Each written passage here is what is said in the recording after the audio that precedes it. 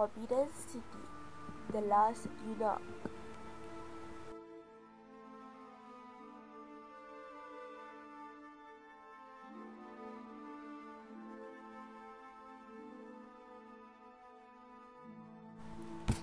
Forbidden City ataupun kota larangan adalah tempat di mana kerabat raja tinggal pada musim sejuk ketika Ming dan Qing dinasti.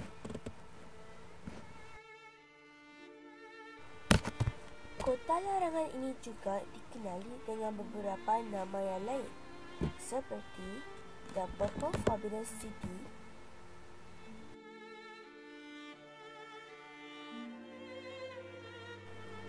dan Gugong Museum.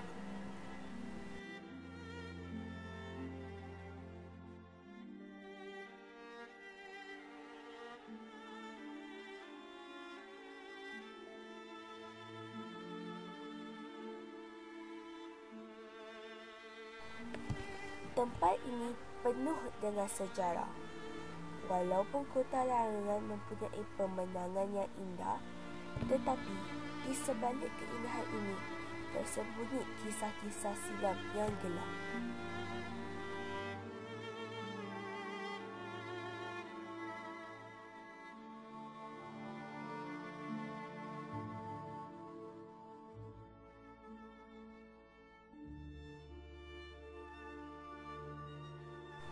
Salah satu kisahnya adalah bagaimana remaja lelaki berusia 12 tahun ke atas telah diculik.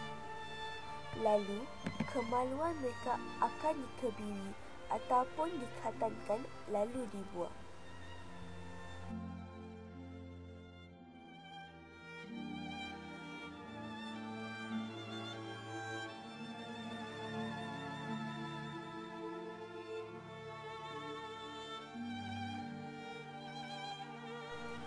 Ini sering terjadi kepada remaja lelaki yang dilahirkan di dalam keluarga yang miskin ataupun yang tidak berada. Remaja lelaki ini kemudian akan bekerja di istana kota larangan setelah alat kelamin mereka dihantarkan. Sebahagian daripada kota larangan ini tidak dapat dimasuki oleh askar-askar kerabat diraja kerana mereka adalah lelaki.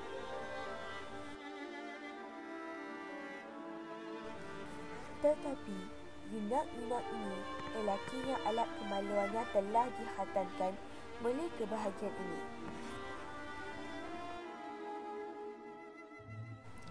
Bahagian ini didiami oleh perempuan-perempuan simpanan Maharaja Cina pada masa lalu.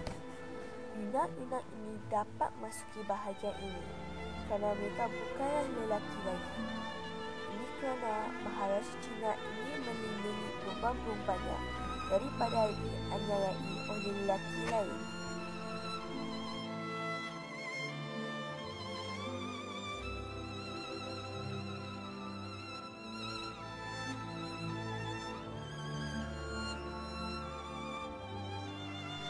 Ada sebuah cerita yang berkaitan dengan ini. Ianya adalah kisah eunuch terakhir di China. San Yangon adalah eunuch yang terakhir untuk hidup.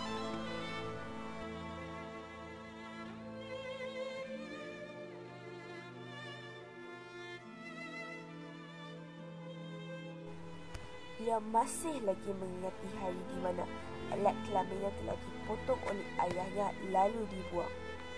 Selepas alat kelamin yang dibuang, ia tidak dapat menyedarkan dirinya selama 3 hari dan tidak boleh bergerak selama 2 bulan.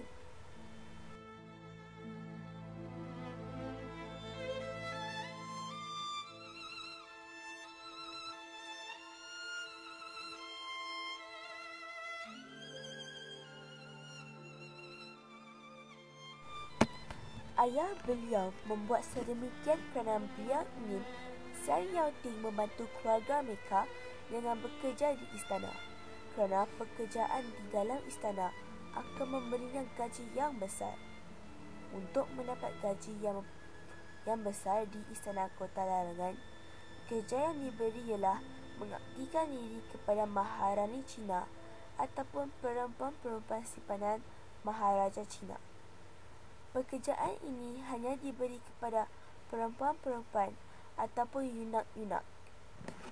Itulah sebab ayah Sun Yat-sen mengemilinya. Tetapi, perbuatan ayahnya dikesali tidak lama selepas itu. Beberapa minggu selepas alat kelaminnya dibuang, Maharaja Cina telah menyerahkan takhtanya kerana kerajaannya telah jatuh di tangan yang salah. Walaupun terjadi sebegitu, Sun Yat-sen masih dapat juga mengabdikan diri kepada Maharani Cina sebelum maharajanya digusur. Pada waktu inilah kebanyakan yunak melarikan diri, termasuk Sun Yat-sen. Pada usia lanjut, beliau tinggal di sebuah kuil untuk seketika sebelum meninggal dunia pada 17 Disember 1996.